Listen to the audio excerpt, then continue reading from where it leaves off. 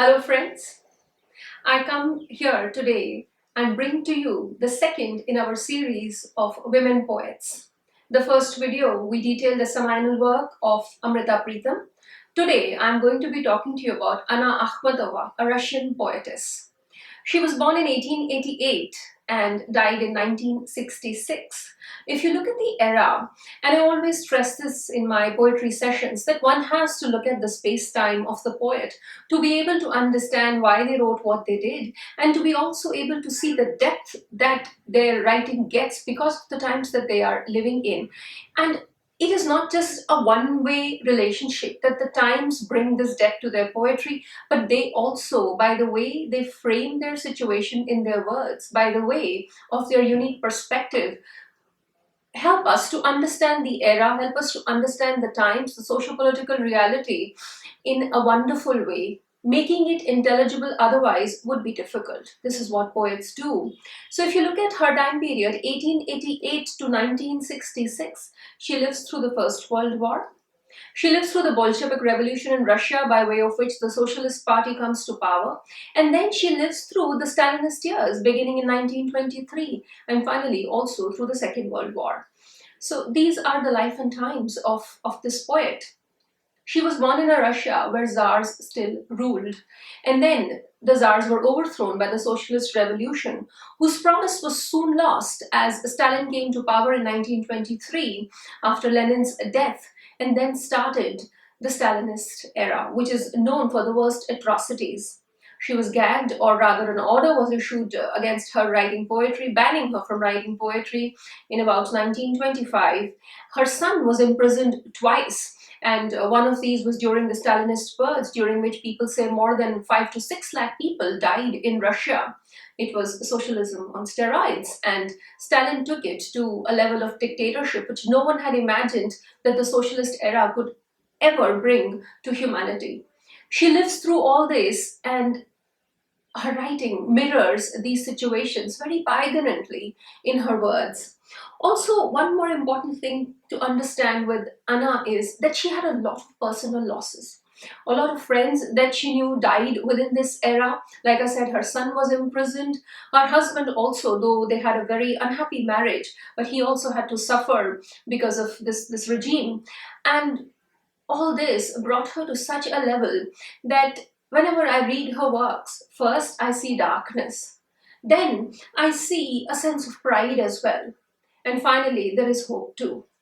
But largely, I would say the darkness dominates. You would see for yourself why. The work that we are going to be talking of here first is entitled, Why is this age worse? ये जो समय जिसमें से हम गुजर रहे हैं, ये बीते हुए समय से आने वाले समय से ज़्यादा खराब क्यों है? Why is this age worse? Why is this age worse than earlier ages? In a stupor of grief and dead, in a stupor of grief and dread. Grief, there's absolute sort of sadness, and then dread. We're always living in fear of something wrong happening to us, or something bad happening to us. Why is this age worse than earlier ages? In a stupor of grief and dread, have we not fingered the foulest wounds? Have we not fingered the foulest wounds and left them unhealed by our hands? If you have a wound in your body, you want to heal it. And she's saying we are fingering our own wounds. We are making them fester more and more with our own intrusions. There is absolutely no way that we can bring any healing to these wounds. This is the amount of darkness that she's living through. Have we not fingered the foulest wounds and left them unhealed by our hands? Left them unhealed by our hands. In the west, the falling light still glows. In the west, the falling light still glows, and the clustered housetops glitter in the sun. My interpretation of why she uses the word west is that that is where the sun sets. And we know we are at the end of hope. We know there is only darkness to embrace, but there is still some light. Perhaps something can still be done. Perhaps we can still get a perspective on things and set them right. There is still a tinge of hope in this poem, completely ridden with darkness. And she says, in the west, the falling light still glows, and the clustered housetops glitter in the sun. But here, Death is already chalking the doors with crosses. Death is already chalking the doors with crosses. There's a death in every house. Every house is marked by a sad story. There is no house where you do not hear stories of torture, of pain, of absolute grief. And here, death is already chalking the doors with crosses and calling the ravens. And calling the ravens, and the ravens are flying in. The birds of prey are flying in.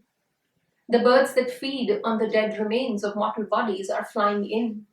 And the ravens are flying in.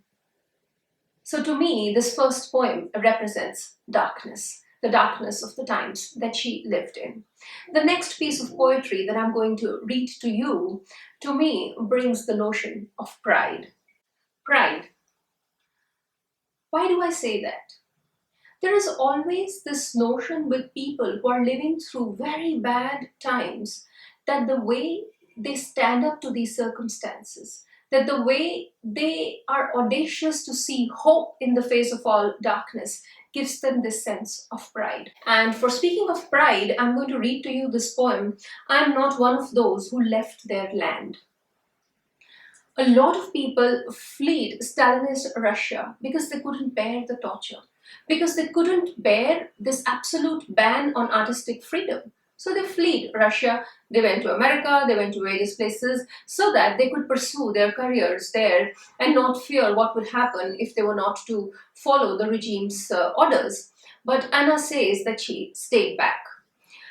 Also, here, before I start reciting this poem to you, in her works, you can hear the echo and you can see similarity with Faiz Ahmad Faiz's works as well. He's born in 1911, so 2 decades later than her, but largely he also lives through the First World War, also through socialism taking and spreading its wings. And this is quite a juxtaposition because Faiz is writing in favor of socialism. He wants India to be a socialist country. But here is Anna, who is being tortured at the hands of the Bolshevik Revolution's result, the coming to power of the Socialist Party. And she's writing when socialism becomes dictatorship. I said it earlier that it's socialism on steroids. So here, on a couple of places, I would point out how Faiz's words are echoed here. Even in the last piece that I read, where she's speaking of the fingering of the foulest wounds, that did describe or bring to me the resonance of Faiz's lines that ja baja bikhte hue jism. And in that piece of poetry, he has a very visceral imagery of wounds. जिस्म निकले हुए अमराज के तन्नूरों से, पीप बहती हुई गलते हुए नासूरों से. Bodies have emanated from tandoors where they were being cooked, and these tandoors are of a disease. और उनमें से पस निकल रही है. जिस्म निकले हुए अमराज के तन्नूरों से, पीप बहती हुई गलते हुए नासूरों से. So that visceral imagery of a diseased body is what I got in the first piece as well. And in this piece, you would see that very poignantly both poets are pointing to same realities. So I'm not one of those who left their land by Anna Akhmatova. I'm not one of those who left their lands to the mercy of the enemy. I was deaf to their gross flattery. I was deaf to their gross flattery. I won't grant them my songs. Those who left the land, sorry, I won't grant them my songs. But to me, the exile's always wretched. But to me, the exile's always wretched. If you leave your country behind, if you leave all the struggles behind and you run away to another land, that is actually embracing a more sinister reality than what you were living through because you are in a foreign land now. But to me, the exile's always wretched, like a convict or a patient. So if you're in exile, if you've left your homeland and you're living in a foreign land, then you're either a convict or a patient. Wanderer, your road is dark. Wanderer, your road is dark, and the bread of strangers tastes bitter. If you leave your homeland in the time of distress, then, wanderer, your road is going to be dark, and you're not going to be even satisfied with the food on your plate. And this reminds me of Faiz Ahmad Faiz's very famous couplet, हमसे कहते हैं चमन वाले, जो हमारे देश में रहते हैं वो हमसे कह रहे हैं, हमसे कहते हैं चमन वाले गरीबाए चमन, तुम भी अच्छा सा रख लो कोई अपने वीराने का नाम. गरीबाए चमन, वो जो चमन को छोड़कर देश को छोड़ करके चले गए हैं, तो देश वाले उनसे कह रहे हैं कि अब तुम कहीं भी गए हो दुनिया में, वो वीराना ही है। तो अच्छा सा रख लो कोई उस वीराने का नाम, लेकिन अपना देश छोड़ करके कभी शांति नहीं मिलती, और वो वीराना ही होगा जहां तुम जाओगे। और यही बात यहाँ अना कह रही है कि wanderer, your road is dark and the bread of strangers tastes bitter. But in the blinding smoke, the flames. But in the blinding smoke and the flames, this is the situation that they are living in Russia. But in the blinding smoke, the flames destroying the remains of youth. Destroying the remains of youth. She uses a very wonderful word here, youth. She doesn't say life. Life is a larger entity. The remains of youth. And the poignance then comes across. Whatever remains of your youth, because everybody is being wasted here. But in the blinding smoke, the flames destroying the remains of youth, we have refused to evade. We have refused to evade. We are not going to run away. A single blow against ourselves. Blow after blow can keep coming in, but we have refused to evade. We will not run away from these blows against us. But in the blinding smoke, the flames destroying the remains of youth, we have refused to evade a single blow against ourselves. These lines also remind me of Faiz's poetry from Mawzu-e-Sukhan. या हर एक समत पुरस्रार कड़ी दीवारें जल बुझे जिनमें हजारों की जवानी के चराग, या हर एक अगाम पे ख्वाबों की मख्तल गाहें जिनके परतों से चरागा हजारों के दिमाग, या हर एक समत पुरस्रार कड़ी दीवारें, in every direction that you look there are walls, जल बुझे जिनमें हजारों की जवानी के चराग. Youth goes and meets these walls head along, और वो जवानी का चराग वहां खत्म हो जाता है, मिट जाता है. या हर एक समत ख्वाबों की मख्तल गाहें. The dreams, their funerary pyres, you can encounter them at every step. Every step sees funerary pyres of dreams. The dreams are being burnt away. जिनके परतों से चरागा है हजारों के दिमाग. These funerary pyres of dreams are actually giving light to some minds. So these are the times that we are living in, that to actually have some light, some orientation, we need to set our dreams on fire. या हर एक समत पुरस्रार कड़ी दीवारें जल बुझे जिनमें हजारों की जवानी के चराग, या हर एक गाम पे ख्वाबों के मक्तल गाहें जिनके परतों से चरागा है हजारों के दिमाग. So this is what she's writing here. But in the blinding smoke, the flames, destroying the remains of youth, we have refused to evade a single blow against ourselves. And we know that in the final reckoning, each hour will stand justified. क़यामत के दिन सब कुछ हमारा गिन लिया जाएगा. Each hour will stand justified. No people on earth shed fewer tears, are simpler or more filled with pride. No people on earth shed fewer tears, are simpler or more filled with pride. We are not crying all the time that this is what we are suffering through. We are smiling also, and we are simple, and we are filled with pride. Why? Because I'm not the one of those who left their land to the mercy of the enemy. This is her poem, which to me brings a notion of pride in the fact that she decides to stay back, in the fact that she decides to stand up to authority. The last piece that I'm going to read to you in this video is entitled Everything. And that piece to me brings about a notion of hope. And again, I would see Faiz's echo in there as well. And this piece starts at a very, very sad imagery and ends at hope. And it's entitled very simply Everything. And yet you would see that the depth that she brings to this everything, a very simple day-to-day word that we use every now and then. Everything's looted, betrayed, and traded. Everything's looted, betrayed, and traded. Black death's wing overhead. Black death's wing overhead. Everything's eaten by hunger, unsated. So why does the light shine ahead? जब सब कुछ खत्म ही हो गया है और मौत अपने पंख फैलाए हमारे ऊपर मंडरा रही है, सब कुछ खा लिया गया है फिर भी भूख बाकी है, तो फिर ये आगे रोशनी क्यों दिख रही है मुझे? Everything's looted, betrayed, and traded. Black death's wings overhead. Everything's eaten by hunger, unsated. So why does the light shine ahead? By day, a mysterious wood near the town breathes out a cherry perfume. By night, on July's sky, deep and transparent, new constellations are thrown. By day, A mysterious wood near the town breathes out a cherry perfume. There is a wood, a forest nearby, and I smell cherry trees as I go by. And by night, on July's sky, deep and transparent, new constellations are thrown. और रात के आसमान में मुझे तारे नजर आते हैं। यहाँ मुझे फैज की पंक्तियां स्मरण हो रही हैं, सो आपको सुनाती हूँ। फैज साहब कहते हैं, शाम के पेचो खम सितारों से जीना जीना उतर रही है रात, यूं सबा पास से गुजरती है जैसे कहती हो किसी ने प्यार की बात। शाम के थोड़े बहुत सितारे जो मुझे आसमान में नजर आ रहे हैं, उससे धीरे धीरे रात सीढ़ी दर सीढ़ी नीचे उतर रही है और इतनी खूबसूरत हवा बह रही है कि ऐसा लगता है किसी ने प्यार की बात कह दी है।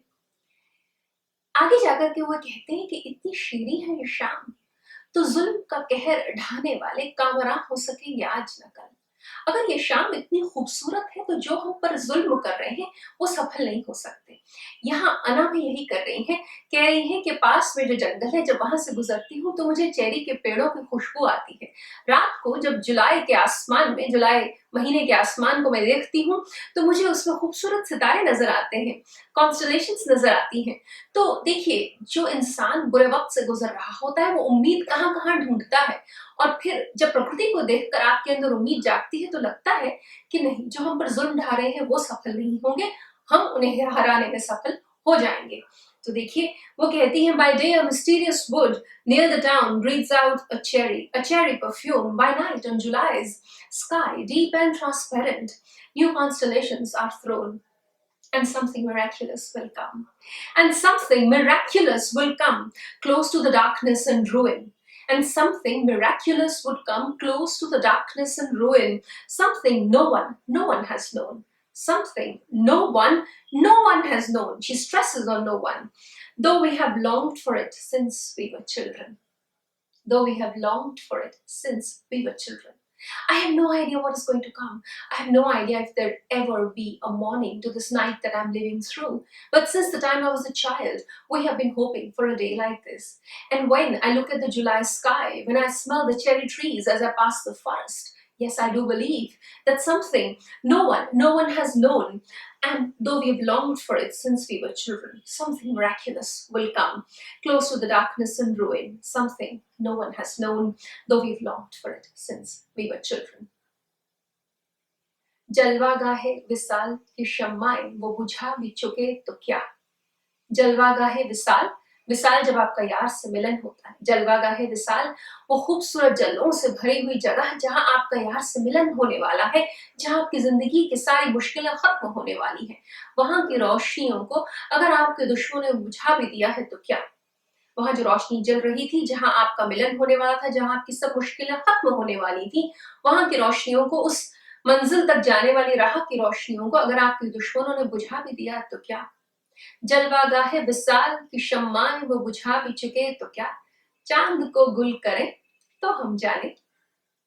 तो यहाँ वही भाव है, and something miraculous will come close to the darkness and ruin. Something no one has known, though we have longed for it since we were children. So that is Akhmatova for you. I hope you liked watching this video. In our series this season, we have 3 more videos on women poets. If you want to share something with me of your own ideas, if you disagree with me on any point, do drop a comment in the comment box below. If you want to say something else, you can also email me, and I would really be awaiting these responses, and I would try to inculcate as much as I can with whatever you say in these responses. Thank you so much for watching the video. I hope to see you in the other videos as well. Goodbye.